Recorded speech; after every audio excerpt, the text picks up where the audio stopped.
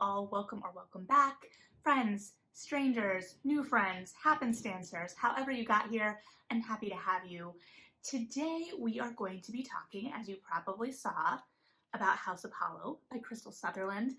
As before, I may not hold this up and Vanna White it, because Vanna White I am not, as I have said before, and because I want you to be able to see this beautiful cover without a glare. I will say, there she is. She's got a lot of buzz. She was definitely a consideration in my purchase of this book, and the question then becomes, does the cover fit the spirit of the text? And I would say yes, it fits the spirit, and also there are very specific design choices in the cover that are reflected in the text, and I always love that. I think that that's really smart, and to be able to do it in this aesthetic is phenomenal. Oh, also it throws off the white balance. So yeah, we'll just throw a picture up there. But I'm excited to talk about this one. This is by Crystal Sutherland, who is, I think, most well known for Our Chemical Hearts. And I did read that the year it came out. I believe that was the year I went to BEA. It's one of those books where I have very specific memories of where I was reading it. You know, I read some of it in a David's Tea on one of the summer holiday weekends while drinking an iced Queen of Tarts. And those are the kinds of useless things that stick in my mind in terms of my reading life. Here we are.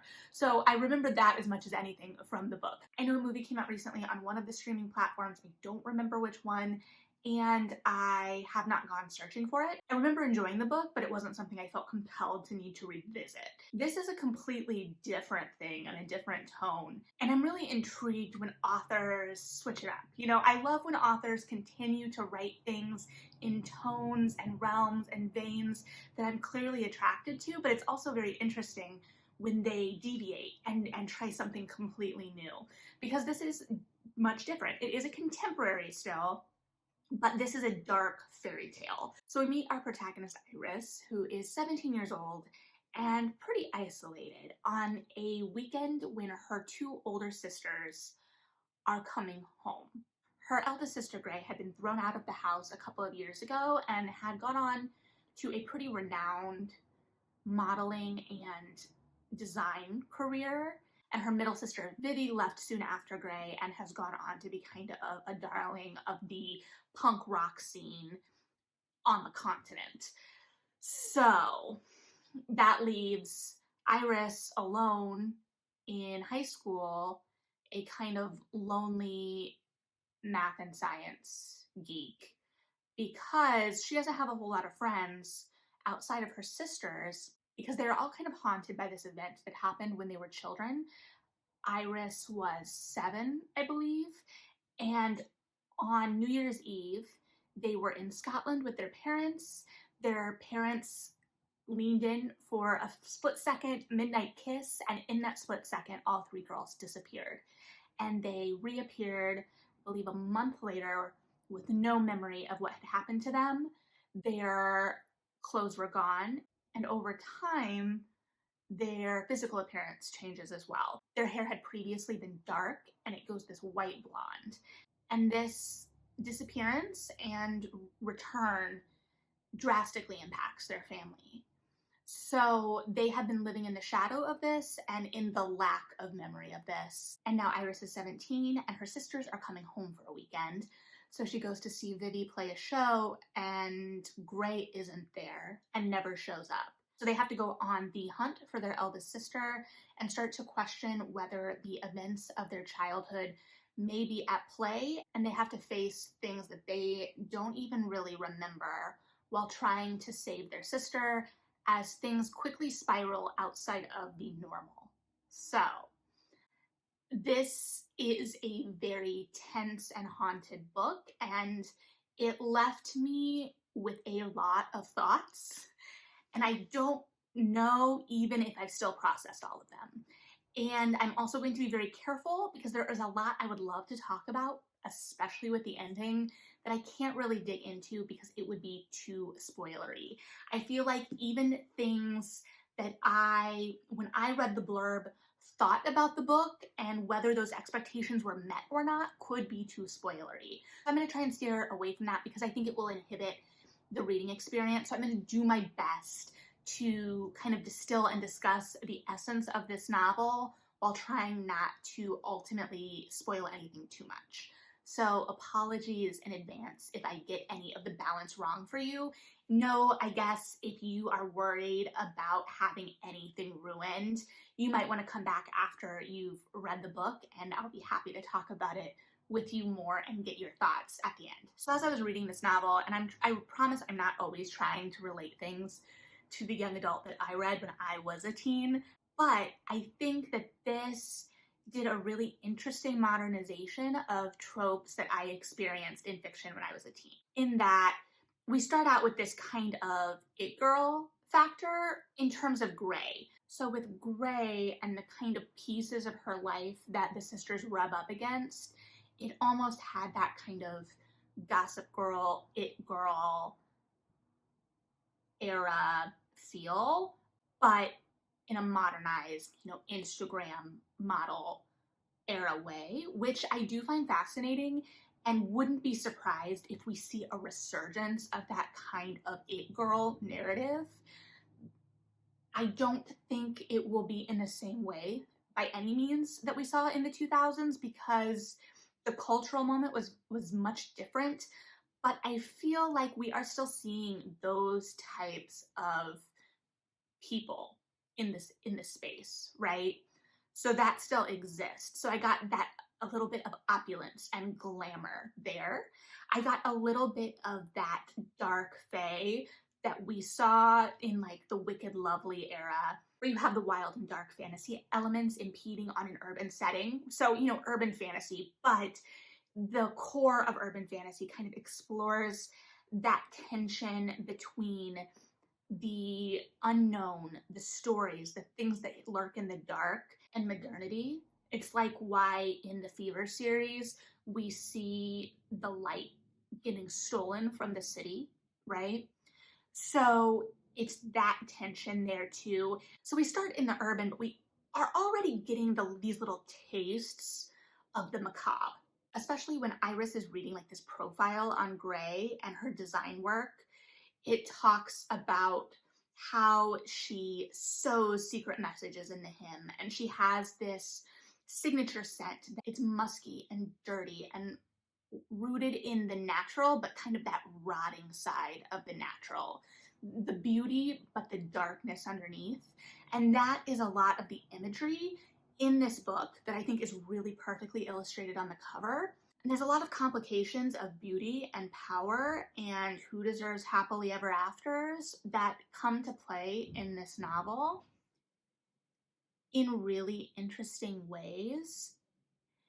And it is short. It's under 300 pages in the hardcover, but it's also a really difficult balance because this type of narrative, it also made me think of Roses and Rot by Kat Howard, where it has that kind of lingering menace of the natural world on the outskirts. So it's like society and then our baser natures on the outside. So all of this tension has to seep in, but then it has to be sustained to a certain extent while also giving the normal like lulls and ramp ups of this kind of narrative. Now, I don't read a whole lot of things that would be really fundamentally considered horror in the sense of like Stephen King. I've read like one, but I know enough, right? I read enough spooky things to get the sense of it.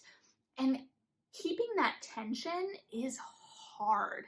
I don't know if this book always succeeds in it. There is a point in like the middle third where it felt like we were stalling a little bit to get to especially the end. And I don't know what the fix would be, but it felt like we were kind of lingering in these descriptions of decay in a way that didn't always build on each other, right? It felt like new ways of saying the same thing. And it was compelling and the language was gorgeous, but I wanted us to get to a new point. So we explore this through the sisters predominantly. Gray is our ringleader, Iris is our rule follower, Vivi is our rebellious one, and they are very interesting in that I don't think we are supposed to necessarily like them. In fact, I know we are not necessarily supposed to like them. We are supposed to be compelled by them in the same way that they compel those around them. I did have trouble a couple of times in the exploration of them, particularly with Vivi, who we are basically straight out told is an alcoholic. And I felt like that was never really properly grappled with. And again, it wasn't presented as a good, but it's that kind of tortured artist romanticization a little bit. And I was like, I don't know about that. I will also say, because of the format and style of the book, sometimes the characters could feel a little flat, but I think that the kind of story it's tapping into, a fairy tale, helps me forgive a little bit of that because it pulls me into the conventions of that form of storytelling a little bit more. And the relationship between the sisters and the filial bonds there and that dynamic is almost a character in and of itself. So the relationship between the three sisters is the central glue of this narrative. Ray's boyfriend, Tyler, does come into play in the narrative. He is another supermodel, and he has a darkness in his past as well that makes him immune to some of Gray's powers, for lack of a better word. So he doesn't get as easily enthralled by her, and that is seductive to her in its own way, that she can't manipulate him in the same way that she can manipulate so much else in her world. So this is billed as a fairy tale, and I definitely think that is correct. There are a couple of stories in particular that came to mind while reading, but again, I don't want to spoil anything. We've got the kind of rule of three with the sisters, right? Three is a number that appears in fairy tales very commonly. I haven't done a full, like, Joseph Campbell hero's journey kind of fairy tale analyzation because it does seem rooted in that Grimm's fairy tale model. It is rooted in the sinister rather than, like, for comparison, like a Hans Christian Andersen, like, morality tale exploration of the soul kind of story, which is also dark often in its own way, no doubt. But this is that kind of story that makes you think of a long, cool night. And I get the spring release a little bit in this because it is that regrowth and rebirth. And the idea of rebirth is really central to the story in some ways. And I think seeing the dark side of that is interesting as well. So I actually took a class all about fairy tales when I was in college, a couple moons ago now, and it was fascinating. But I haven't dug into this to analyze some of the common elements we may see in fairy tales and how that plays into this book. It has enough that as a reader, we are going to recognize those signposts, and then it's going to flip the script a little bit, right? And by a little bit, I mean a lot of it. It's going to make us question things. I will say, without trying to give too much away, that there is a liminal space. And gosh knows I love a liminal space. And I think that when the narrative moves into the liminal space is where it gains a lot of new air. I think before that, we had some really, really good tension, but we started to lose the momentum, especially as the question that is driving this whole thing is what happened to these sisters 10 years ago. And it's interesting because it takes that fairy tale element, and there's also sprinkled throughout, because this is a very famous case, so it takes a little bit of that true crime element. It talks about the Reddit conspiracy threads. So it modernizes that in its own way, the unexplained. And because I can't say where I thought it was going to go. So the fairy tale element is definitely at play. And that darkness is on display from the beginning. The opening of this novel is stellar. It's stellar. And then it's about keeping that pace. And like I said, I think it lags a little bit in the middle third. But once we move into that liminal space, we have to kind of question everything about reality everything about goodness, everything about who the heroes of our stories are, who deserves happily ever afters, what would we sacrifice for those we love. There's a lot, and then there is some stuff in that liminal space that happens that I thought for a second was going to ruin everything for me. I'm not going to lie. There was a decision in kind of like the climax part of the book that just felt a little disjointed for me. It felt a little rushed. I didn't know why we went there. I thought that the choice might be a little bit more weighted and have more implications than the narrative was giving it. But I will say that I think the ending addressed that. So I just needed to have a little bit more faith in the narrative. That being said, there are things in here that I'm like, I don't know. I don't know how I feel about it. And that's the point. I'm supposed to be questioning that. And I loved the grappling with that darkness. I think as a teen reader, I would have been all over it just as much. I don't know that the pacing would have bothered me as much as a young adult reader either, especially because I think as a teen, I wouldn't have been looking at the book as, a tight package. I wouldn't have been thinking about where it was buffering in a way. I would have been like, oh, it's short and I want more. And are we going to have more now? But I do think it really taps in to this tradition of dark fairy tales and spins it in a fresh way.